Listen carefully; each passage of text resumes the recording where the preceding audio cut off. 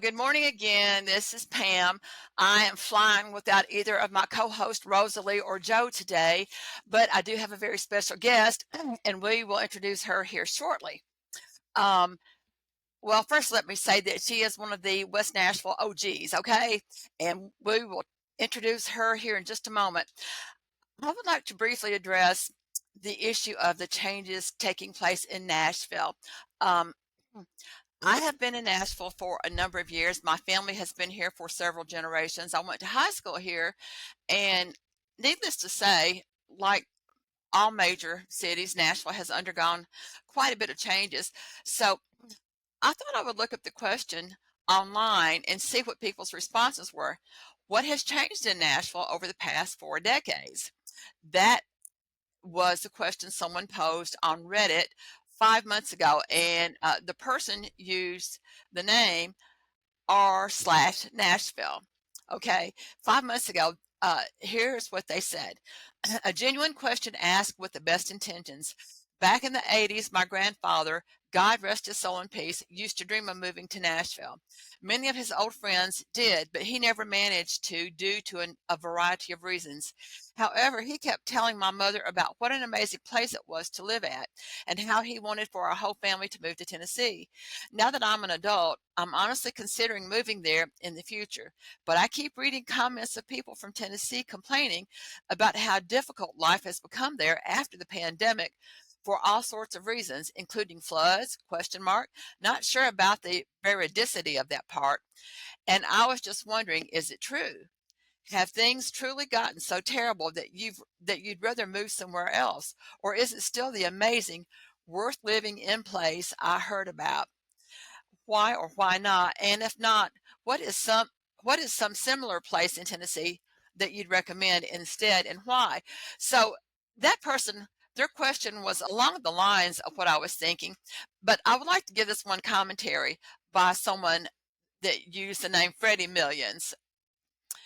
Forgive my novel in advance, but I feel like I need to get it out because I think about it often and I'm drinking, so whatever. Okay, they were drinking at this time. I was born in Baptist Hospital in 1977. I've lived here all my life. I grew up in Creve Hall, Brentacock, which I guess is the combination of Brentwood and Antioch, Brentacock and Belmont, and attended public schools. Upper, lower, middle class. The only time I left the state until I was 20 years old was to ride to Tampa for a 2-week vacation every year with my family. I knew there were other cities, obviously, but didn't think or care about them because this was my home and I loved it. Growing up here was slow and fun. Ri- Ride bikes all day, go to Hickory Hollow Mall and walk around all day, Opryland all day. Ride up to the market on my grandfather's riding mower to get ice cream at the market in the summer and watch 440 get built. As a teenager, getting to go to Lucy's and 328 to see all ages shows made you feel like a cool kid. The Great Escape and Stone Mountain and Tower Records after school. Ned McWhorter was the governor and Bill Clinton was the president. And who gives a blank when you're a teenager? Traffic was only bad if there was a wreck. I started dating my wife, also from Nashville, in 1997. We paid $550 for our first basement apartment in Sylvan Heights, then $650 for an apartment on West End Circle, then $800 for our first rental house in Sylvan Park in 2000. Bought our first home in 2002 in Creve Hall for $135,000. Things started changing when we got the Predators and the arena was built. More national attention with the Titans. After the 98 tornado, East Nashville started getting gentrified, which honestly wasn't all bad at that time. The aughts were a good time. I'd say after 2010 and the flood recovery is when it started ramping up. But even those feel like the good old days. 2015-ish is when it really started going downhill, in my opinion. Can't pinpoint the exact reasons. There are remnants of my hometown left, but it's mostly gone. I miss it every day. I live in West Nashville, which is still holding on in some ways. The Warner Parks are closed. Centennial Park is still there and inviting for people of all ages. The Country Music Hall of Fame and Symphony are treasures. We have so many more food options than ever, probably too many. We have one of the best record stores in the country. Change is inevitable. I don't mind change. I am glad that people want to build families here and build lives. I mind the people that come here with only dollar signs in their eyes and with total disregard for neighborhoods and history. And with that, and who came before them. The state is a disaster politically, and it is attracting the worst people. I don't like this town anymore. My parents and in-laws are alive and live here, and I'll stay here until they are gone. But I want out. I am free to leave, and no one is forcing me to stay. So I'm not belly aching, just answering OP. Hope the new generations find what they're looking for here. It has just passed me by.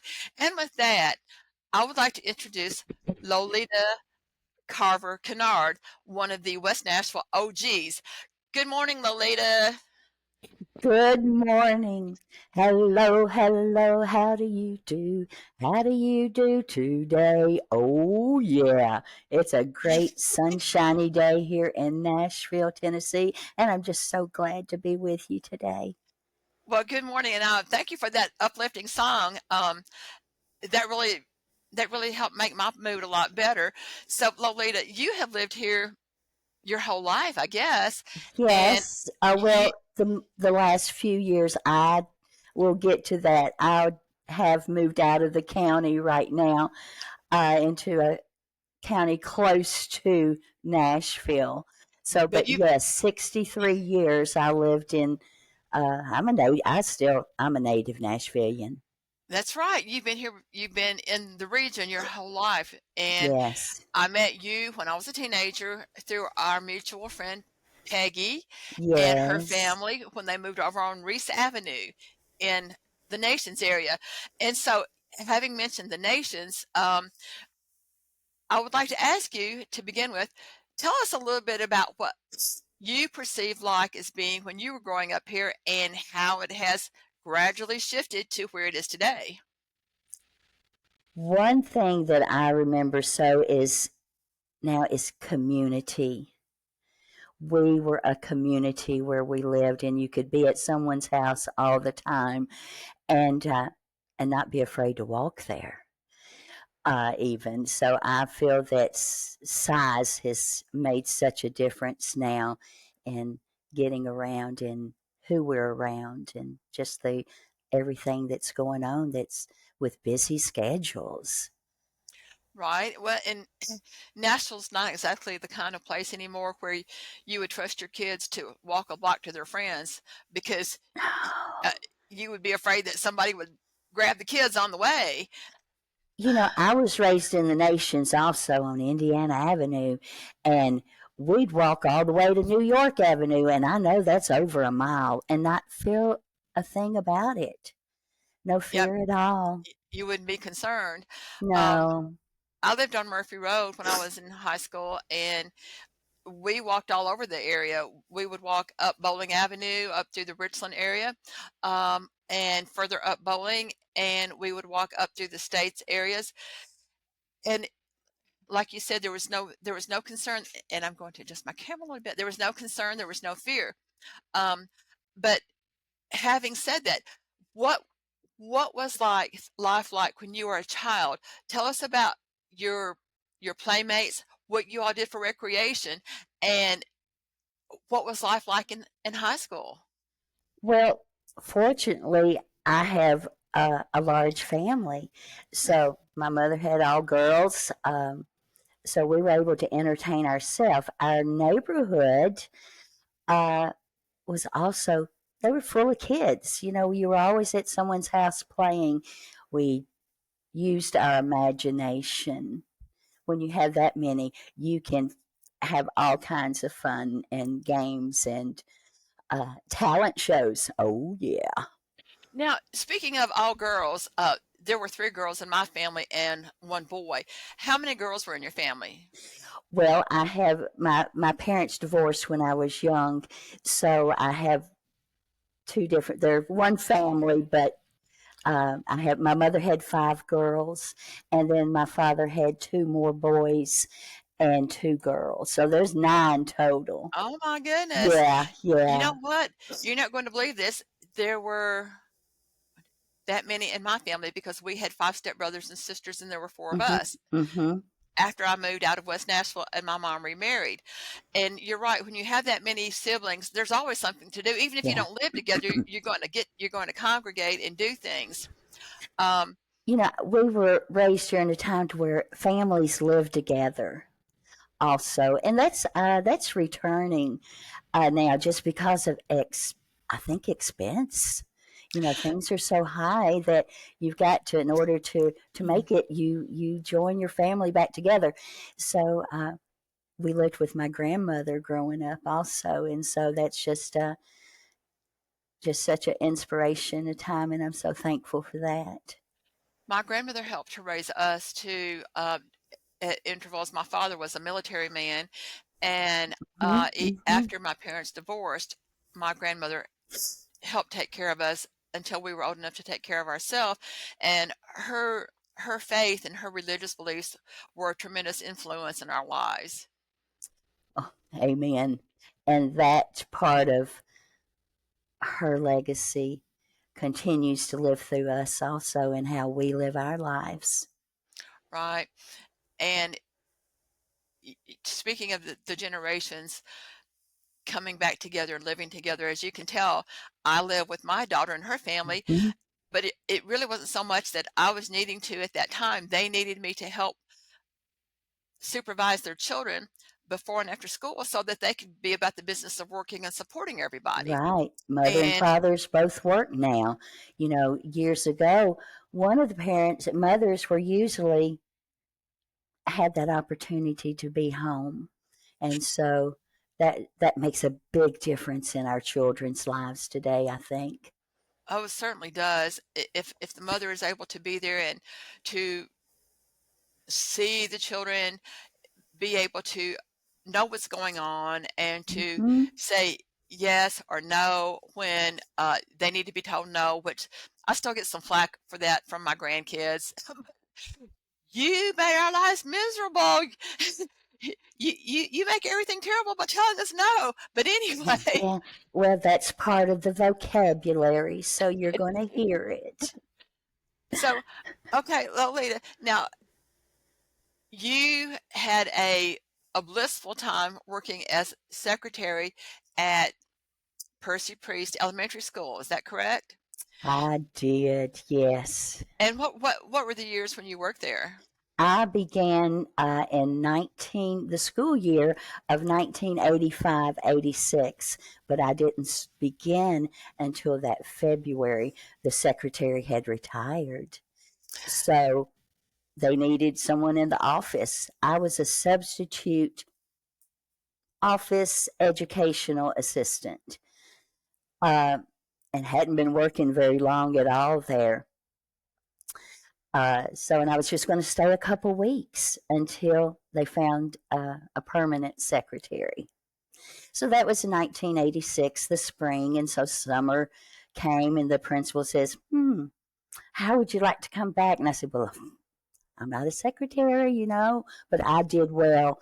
I can talk to you and, help you out for sure. But so I thought, okay, I'll take a typing course to refresh and everything because it'd been, many years since I had done that. There weren't computers, they were just beginning. So I had a typewriter, a rotary phone, and that handy Rolodex. And Times were different. Oh my goodness. times are different for sure.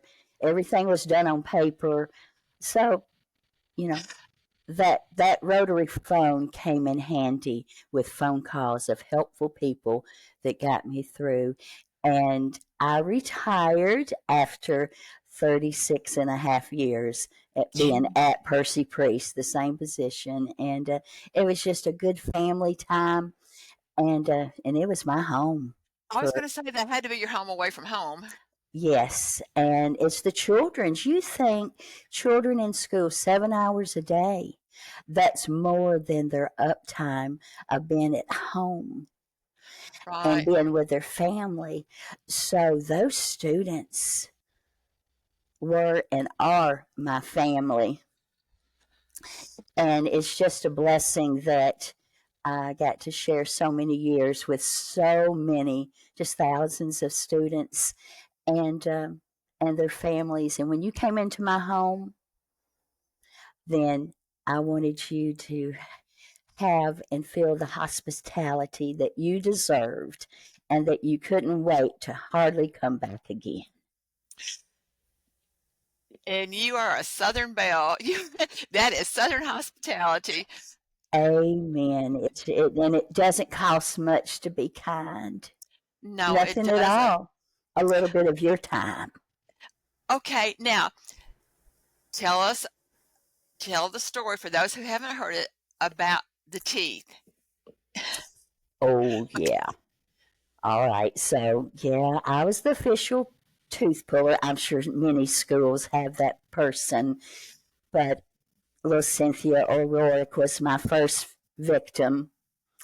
Uh, and so I never had pulled teeth. My son, they sense something when parents pull teeth. And nervousness, maybe.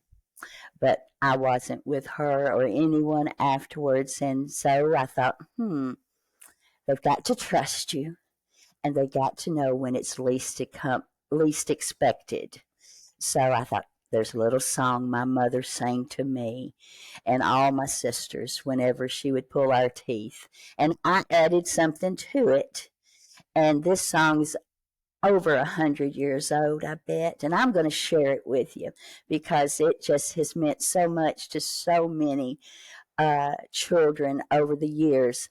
And I'll share with you also 10,000, over 10,000. 10,600 teeth have been Owie. pulled since 1986. You should have gotten a dental license. Well, if A I had gonorrhea. written if I had written down every name, I could have probably been in the Guinness Book. But I would imagine. you've got to show documentation. They're strict about that. They're not just going to believe me. Oh well. But anyway, I know. So, and it goes a little something like this. Did you ever go a fishing on a hot summer day? See the little fishes when they come out to play. Hands in their pockets, pockets in their pants. See the little fishes do the hula dance. Teeth I pull, big teeth, little teeth, front teeth, back teeth. Oh, you better watch out. You don't want to see me again. 'Cause you need to brush, brush, brush. Floss, floss, floss. If you don't, you might have a permanent loss, loss, loss. Oh, yeah. I love it. I love it. They You never need. know when it's going to come out. It could be in the middle of the song, and they'll look at you. Is it out? I said, yeah, you're right. Oh, that's like getting my ears pierced. When I never knew when my ears were pierced because my ears were so numb from the ice.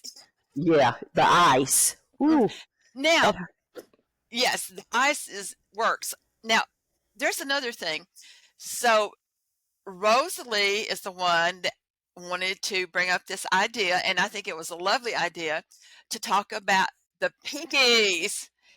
Tell us about the Oh, pinkies. oh, the Pinkies. The Pinkies are a group. They have been all the way up to 14.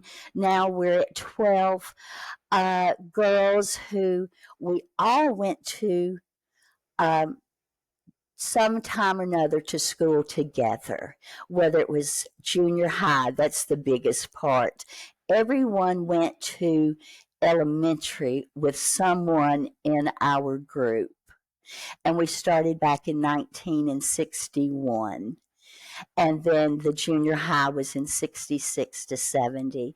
So it's just a group of wonderful ladies who every year we have a weekend in August where we'll rent a house on the lake and we'll just have a long weekend of games and fishing and just fellowship, uh, food. Um, Yay. we're meeting today to go over the menu for August. That's when we'll have it. So it's just a great time just to breathe and we have our devotion. You can have your own time. You can have, uh, yeah, we have a few competitions, cornhole, and we all have corn names. Yes, I'm corn chip, and we may have corn dog or uh, just Corn different names. tortillas. It's just different names that. So we have a tournament, and there is a trophy. Everything's got to have a trophy. You know that. But it sounds like everybody needs a group of pinkies. Now, how did the pinkies get organized? Who brought the pinkies together? But you know, if Facebook did anything well, it is bringing people together and reuniting them. So in 2010, while on Facebook, you know, you get those little dings. Oh, and there's Margie. I remember her. And it just started.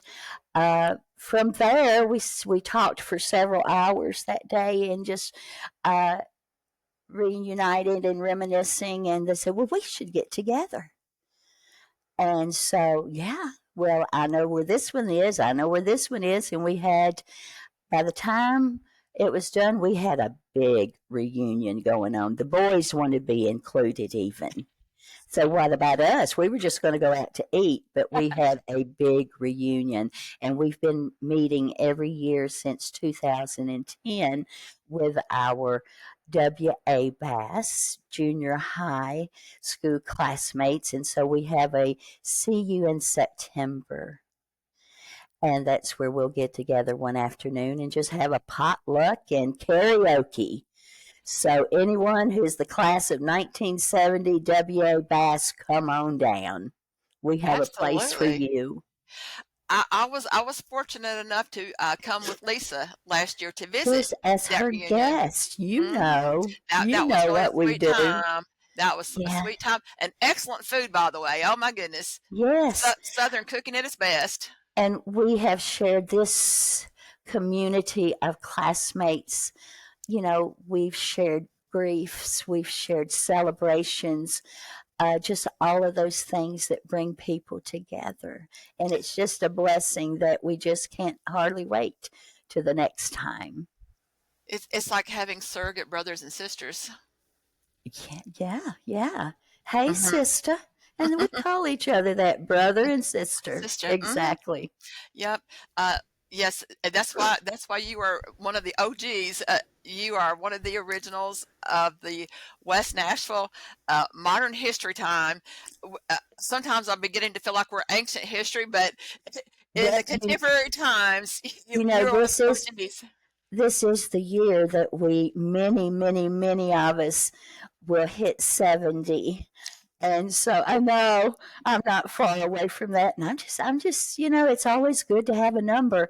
And those trips around the sun, we'll make it the best that we can be. But look, talking about Nashville, I see one big change as we all do, the skyline. In Oh my.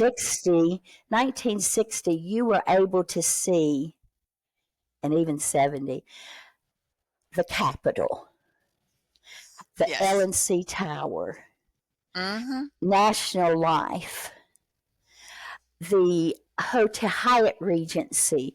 Those were our big buildings then. And of course, Nashville downtown is built on a hill, so everything, you know, it sits high, and you could see everywhere around town. You could see those buildings wherever you were. That's not the case now. So, as they've named us the It City, you know, it is getting to be more like Atlanta and Chicago and all of those big cities. And it's hard to get around. It's like, whew, help me, take me back. I've heard people literally have told me that as they approach Nashville, that they're always checking their GPS to see if they can get an alternate route to get around Nashville instead of coming through Nashville because of the Yeah. interstate traffic. You know, growth is good. It brings so much of what we need, but you can get too big, I think. And the expense of living in Nashville, you just, it's hard. That's where those double families come in at for sure. And living together so that you can, it takes two for sure. Well, it's like my brother told me, the thing that Nashville used to draw people here, the things that made Nashville great no longer exist. I mean, I'm sorry, country music is still here, but is it really country music anymore? You know, Mm, some of it is, it's some of it is different. not. It Yes, is different. And that's changing times. We've got to change in order to be productive in so much, but don't forget, don't forget your roots and where where you began and how it all, because don't it's forget your still good stuff and the don't forget your history. history, the history. Yes. Okay, and I've made that point before. Over in Europe, many cities preserve their history, they preserve their architecture. I mean, think about classical music from some of the greats, Mozart, Beethoven, we still have that music. So some things don't change. Country music country music can evolve, but some of the beautiful bluegrass music that people really need to be hearing, they don't get to hear anymore. Oh, Bill Monroe and Ricky Skaggs, that style, it's just, yeah, we're Yeah. missing that a lot. A lot of the history, a lot of the things that made Nashville beautiful, made people want to come here, have unfortunately been covered up with time and with growth and with tearing down. I remember reading about 2, 3, 4 years ago that developers were beginning to complain because they could no longer find things to tear down downtown Nashville. They'd already torn everything They down. torn it all down. Mhm. Exactly. So, sometimes you're going to run out of, Nashville, Davidson County is a large area of miles around. And even that big of area, you can run out of room. You keep going. I think it has run out of room, and that's why the build out is happening in places like Laverne and Smyrna, Murfreesboro, now out here on Hmm. the west side of town, beyond the Davidson County line. I read some time ago that it was intentional that Metro Nashville wanted to begin to expand building out into Cheatham County and to the areas west of Nashville, which is And exactly what they're doing. it They've is even tried to push the happening. county. Yeah, they have pushed the county line over to accommodate a developer that wanted to put in a batting range in a small area in Cheatham County, and he wanted to serve alcohol. And do you know that he got it approved, a special zoning permit to move the Durham County line? Okay, so I guess that's probably, yeah, it probably happens more than we realize. But Mm, yeah, mm. for the purpose of development, he got that county line pushed. Wow. Well, I do know that if you're moving any place now and you want to, the West is the place to go Yeah, as far as uh, crowdedness. And that's where I went. I when I sold my home in Nashville, I couldn't stay. I couldn't stay in Nashville. It was just too expensive. too expensive. Yeah, and I thought, where could I go? And I thought I have family at West, so I moved to Dixon County 6.5 years ago, and commuted uh, for 3.5 years, and it was a nice ride every morning. And I hope that it stays that way for a while longer. But if not, that area is a good place to be.